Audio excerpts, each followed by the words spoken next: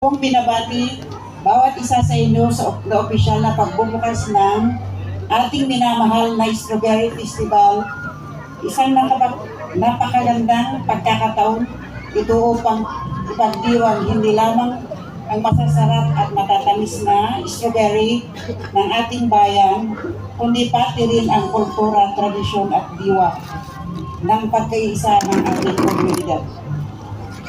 Una sa lahat, nais ko pong iparating ang taos-pusong pasasalamat sa iyong lahat na naging bahagi at matagumpay na selebrasyon ito sa ating mga tenants na buong pusong naglaan ng kanilang oras, talento at produkto upang maging makulay at pasigla ang ating pagdiriwang.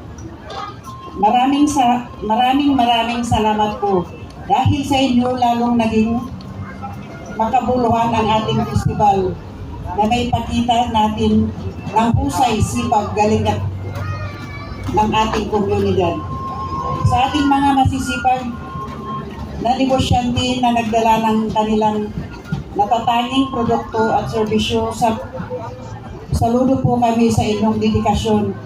Po ang bumubuo ng puso ng ating festival at dahil sa inyo maraming bisita ang umuwi ng may sa kanilang mga labi na may bitbit na matatamis at masasarap na alaala. Gayon din, isang taos-pusong pasasalamat sa mga mabuting sponsors ng buong suporta sa ating pagdiriwang. Kung wala kayo at iyong tulong at tiwala, hindi magiging ganito maganda matagumpay ang ating festival.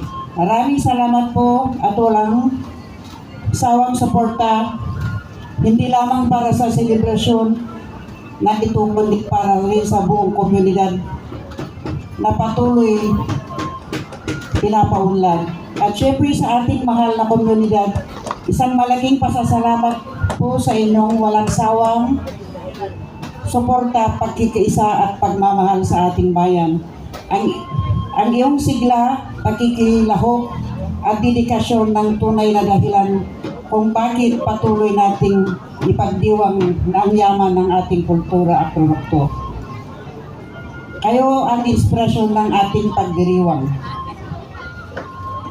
Kaya naman, inaanyahan ko kayo lahat ng tatamasin at ipagdiwang ng ating kasayahan ng Strawberry Festival. Mag-enjoy tayo sa mga masasarap at pagkain, makulay na aktibidad at samahan ko ng kasiyahan.